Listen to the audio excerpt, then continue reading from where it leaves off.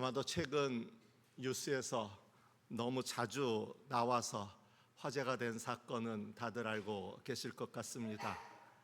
배제고와 광주일고 간의 야구 경기에서 나온 지역 비하 응원에 대한 것이었습니다. 여러모로 문제가 되는 행동이었는데 역사인식에 대한 문제, 지역 비하와 혐오 표현에 대한 불인지 등이 드러난 사건이었습니다. 경기 후에 인터넷을 통해 당시 영상이 퍼지면서 시민사회의 여러 비판적 목소리가 쏟아져 나왔고 결국 대한야구소프트볼 협회 차원의 진상조사와 징계 절차까지 착수하게 되었습니다. 정치권까지 가세하면서 그 파장이 계속 이어지고 있는데 학교 앞이 근조화환과 응원화환으로 뒤덮이고 정치적 찬반 싸움으로 격화되고 있습니다. 더구나 몇몇 정치인들은 이것을 표현의 자유라는 이름으로 옹호하려는 주장까지 하고 있습니다. 혐오와 차별의 언어에 대해서 표현의 자유를 주장하는 경우는 전 세계 어디에도 없습니다. 그만큼 상식적이지 않은 주장입니다. 저는 이 문제를 접하면서 한 가지 우려를 깊이 생각하게 되었습니다. 혐오 발언을 아무런 문제의식을 느끼지 않고 할 수 있었던 이 아이들이 그렇게 할 수 있었던 그 배경에는 물론 여러 가지 요소가 있을 수 있겠지만 점점 더 공감 능력을 잃어가고 있는 우리 사회가 그 배경이 되고 있는 것은 아닐까 하는 생각을 하게 되었습니다. 특히 젊은 층을 중심으로 이런 현상이 가속화되고 있습니다. 세월호 유가족들이 단식하고 있는 바로 옆에서 어묵을 맛있다고 먹으며 조롱하는 사회, 다른 사람들이 겪고 있는 슬픔과 아픔을 나만 아니면 돼라는 태도로 일관하는 사회는 병든 사회입니다. 공감이라는 말은 영어로는 empathy인데 이것을 infeeling이라는 말로 설명하기도 합니다. 마치 다른 사람의 속에 들어가 보기라도 한 것처럼 그의 감정을 똑같이 느끼는 것, 이것이 바로 공감이라는 말입니다. 학자들은 인간에게 공감이란 능력이 있었기에 협력하여 선을 이루고 사회를 발전시킬 수 있었다고 분석합니다. 그런데 오늘 우리 사회는 점점 이런 마음을 잃어가고 있습니다.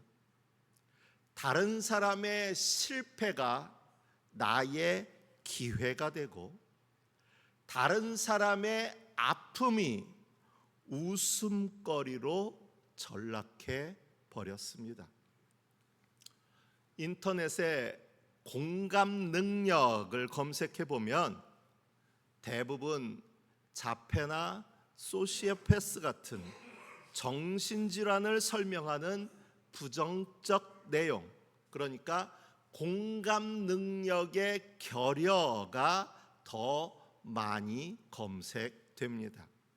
그만큼 우리 사회 안에 긍정적 현상보다 부정적 현상이 더 많이 나타나기 때문은 아닐까 생각하게 됩니다. 이렇게 우리 사회는 다른 사람의 고통에 공감하기보다 그저 내 이해 득실만이 먼저인 그런 세상이 되었습니다. 우리가 잘 아는 선한 사마리아 사람의 이야기에 등장하는 레위인과 제사장의 태도도 이와 다르지 않습니다. 당장 강도를 만나 신음하며 고통당하고 있는 그 피해자의 아픔을 함께 느끼기보다 이러다가 나도 강도 만나는 거 아닐까, 자신의 안전을 먼저 생각하며 그 자리를 피해간 것입니다. 그리고 바로 이런 사람들이 오늘 복음서에서 예수님이 주목하는 사람들입니다. 우리가 너희에게 피리를 불어도 너희는 춤을 추지 않았고 우리가 곡을 해도 너희는 울지 않았다. 피리를 불고 곡을 하는 사람은 세례 요한과 예수님입니다. 세례 요한으로 대표되는 에세네파 사람들은 나라를 잃어버렸다는 그 슬픔에 통곡하며 먹지도 마시지도 않으며 광야에서 마치 기인처럼 그렇게 지냈습니다. 그러자 사람들은, 그런 에세네파 사람들이 귀신이 들렸다라며 비난했습니다. 예수님을 향해서는 어땠습니까? 예수님은 주변의 모든 이들에게 나와 함께 먹고 마시고 즐거워하며 천국의 기쁨을 나누자고 손을 내밀어 주셨는데, 이런 예수님을 향해서는 이제는 보아라, 저 사람은 마구 먹어대는 자요, 포도주를 마시는 자요, 세리와 죄인의 친구다라고 조롱하고 비아냥됩니다. 세례 요한이 먹고 마시지 않았을 때는 왜 먹고 마시지 않았는지 그 아픔을 함께 공감하려고 하지 않았고, 예수님이 모든 사람들과 함께 하늘나라의 기쁨을 나누려고 할 때는 그 기쁨, 천국잔치의 의미가 무엇인지 함께 웃고 기뻐하려고 하지 않았고, 단지 먹지 않는다고 귀신 들렸다고 했고, 단지 먹는다고 마구 먹어대는 자고 세리와 죄인의 친구라고 조롱했을 뿐입니다. 예수님께서는 이런 그들을 바라보며 이 일을 지혜 있고 똑똑한 사람들에게는 감추시고 어린아이들에게는 드러내어 주셨으니 감사합니다라고 기도하시는데, 이것은 바로 무엇이 더 중요한가를 일러주는 말씀입니다. 지혜롭고 똑똑하다는 사람들은 다른 사람들과 공감하기보다 자기 자신의 이해 득실만을 따지고 그에 따라 행동했던 사람들입니다. 이에 반해 어린아이들은 즐거울 땐 같이 춤추고 슬퍼할 땐 같이 울어줄 줄 아는 순수한 공감의 능력을 갖춘 존재입니다. 여러분들도 어린 시절 친구를 한번 생각해 보십시오.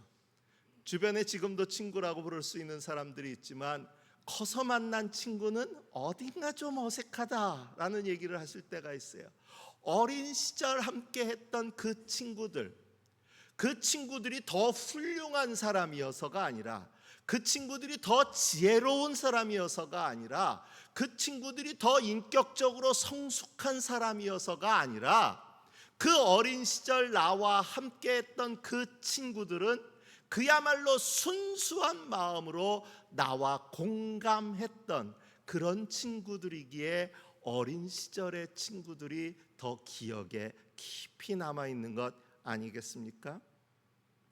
지금도 어린아이들이 친구 관계를 가장 중요하게 여기고 있는 그 바탕에는 바로 이 공감 관계가 놓여 있습니다. 자기를 가장 잘 이해할 수 있는 존재가 바로 그 친구라고 여기기 때문입니다. 그런데 우리 사회의 미래가 점점 더 암울해지고 있는 것은 바로 이런 어린아이들조차 점점 더 공감 능력을 잃어가고 있기 때문입니다.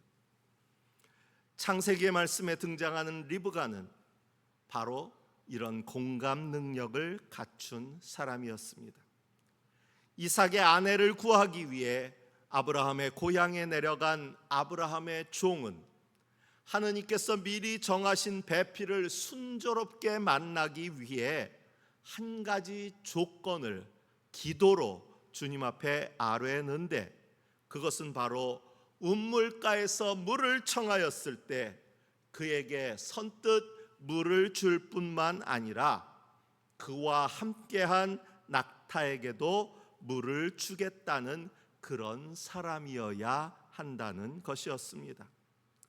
운물가를 찾은 낯선 사람을 환대할 뿐만 아니라 그와 함께한 가축에게도 마음을 써줄 수 있는 사람이라는, 그야말로 그의 사람됨을 보여주는 것이기 때문입니다.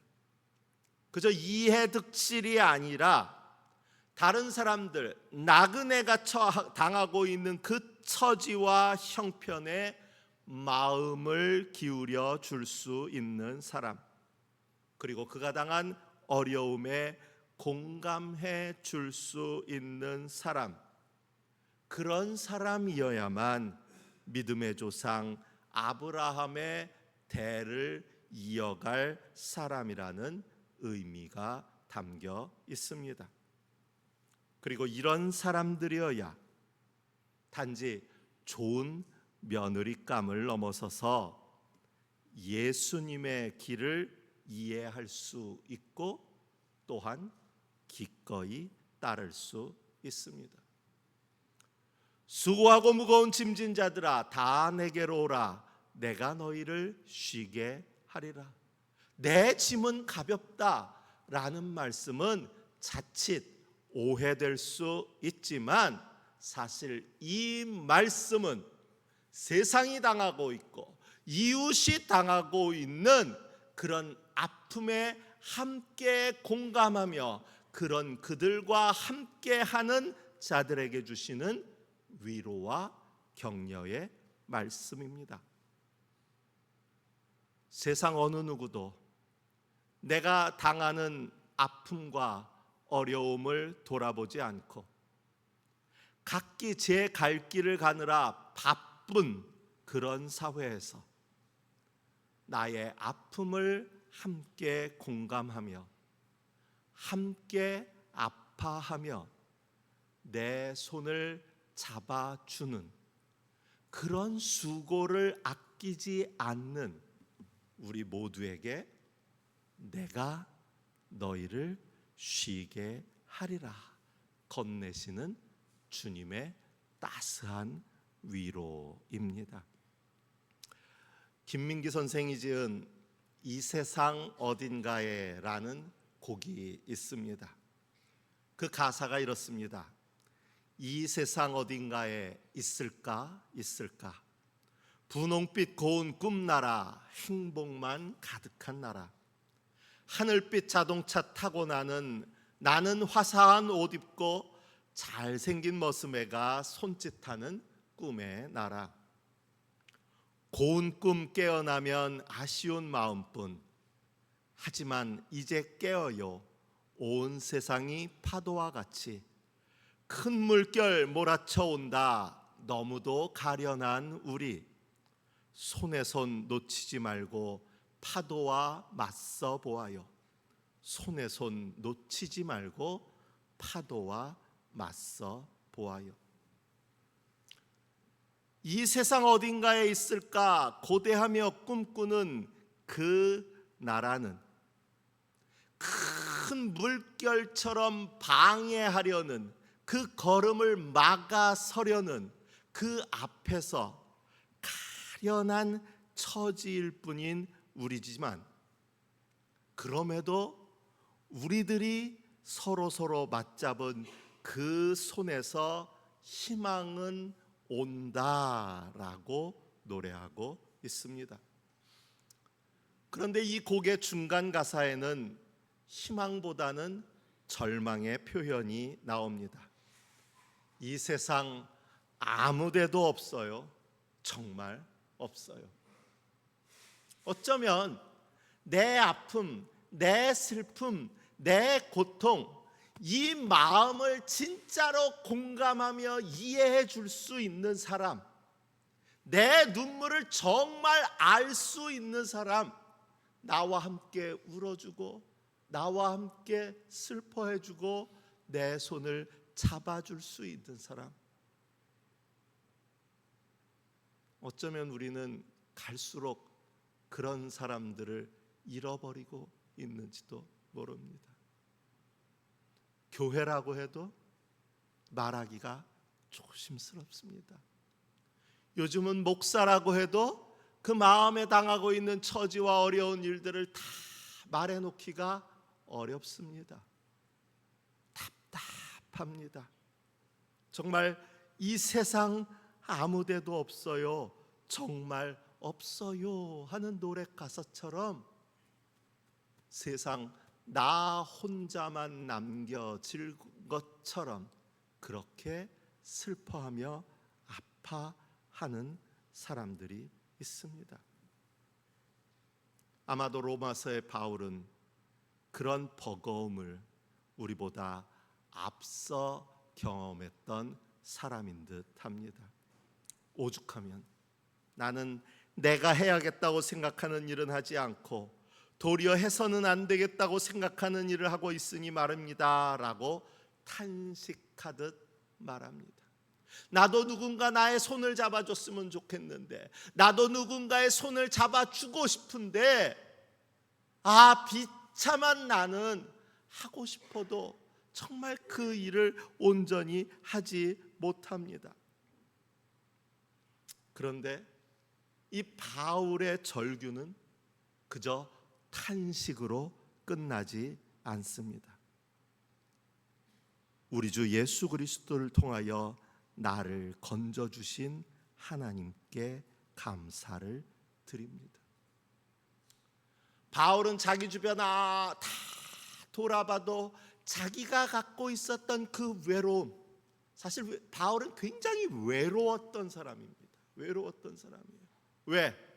바울이 예수 그리스도의 복음을 전하고자 했지만 심지어 예수님의 제자들을 중심으로 한 예루살렘 교회는 바울의 선교를 계속해서 의심 가득한 눈으로 쳐다보았습니다. 야, 네가 예수님의 제자라도 돼? 우리들이 진짜 예수님의 제자인데 어딜 네가 예수님을 다 아는 척 그렇게 설치고 다니냐 하는 의심의 눈을 버리지 않았어요. 네가 누구냐? 예수 믿는다는 이유만으로 사람들을 잡아 가두던 사람이 바로 너 아니냐? 지금 내가 하고 있는 그 일들조차도 회유책일지 아닐지 우리가 어떻게 하느냐? 주변에선 그를 계속해서 의심하고 또 의심했습니다. 그런가 하면 그가 선교하기 위해 방문하는 곳곳마다 이 사람이 이상한 이야기를 전한다, 이상한 도덕을 전한다, 이상한 종교를 전한다. 바울을 늘 붙잡았고 모욕했고 매질했고 죽음의 위협을 가했습니다. 어느 누구에게도 위로를 당할 수 없는 그 처지 안에서 자기 스스로조차 사람들의 손을 잡아주고 싶어도 손을 잡아주지 못하고 위로하고 싶어도 자신의 위로를 위로 그대로 받아주지도 못하고 그야말로 사면초가 아무도 없어요, 정말 없어요, 슬픔을 토로하고 있던 그였지만 일순간 갑자기 어쩌면 뜬금없이 이렇게 말합니다. 우리 주 예수 그리스도를 통하여 나를 가져주신 하나님께 감사를 드립니다. 여러분, 이 고백은 뜬금없는 고백이 아니에요. 이리저리 둘러봐도 아무도 내 편은 없을 것 같다고 좌절하고 절망했던 그가 고개를 돌려보니 그곳에 예수님이 있었습니다. 그렇지.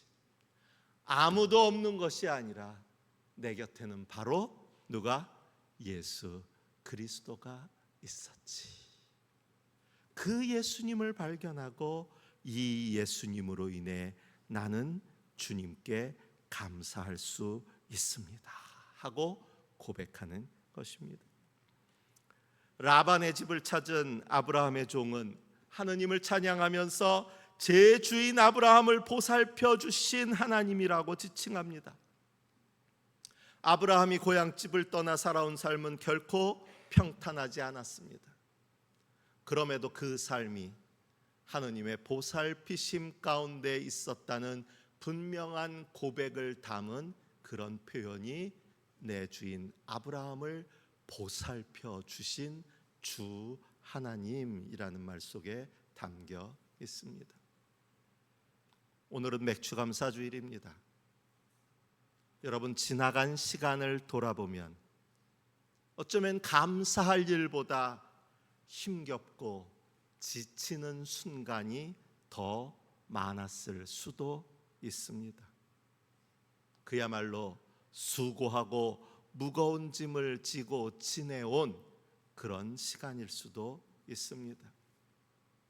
그렇기에 감사보다는 푸념이, 탄식이 더 많았던 시간일 수도 있습니다. 그러나 성도 여러분, 우리가 잊지 말아야 할 것은 이러한 우리의 수고와 무거운 짐과 고통과 탄식의 순간을 우리 주님이 아시고 우리 주님이 함께 아파하시고 우리 주님이 우리와 함께 손잡고 걸어 오셨다는 것입니다. 우리가 지금 손에 쥐고 있는 것만으로는 감사가 어려울지 모르지만 가진 것 하나 없어도 친구들과 함께 했기에 마냥 행복했던 그때의 그 시간들처럼 우리가 처음 믿음을 알고 예수 그리스도를 알게 되어서 세상 아무도 없는 것 같았을 때 예수님만으로 든든했던 바로 그때의 그 순간처럼 우리 손을 붙잡아 주신 그 예수님만으로 인해 감사할 수 있는 그런 저와 여러분이 되시기를 바랍니다. 주님과 함께 맞잡은 그 손에 손 놓치지 말고 우리 앞에 있는 저 파도와 맞설 수 있는 여러분 모두가 되시기를 바랍니다. 주신 말씀을 마음에 새기며 묵상하겠습니다.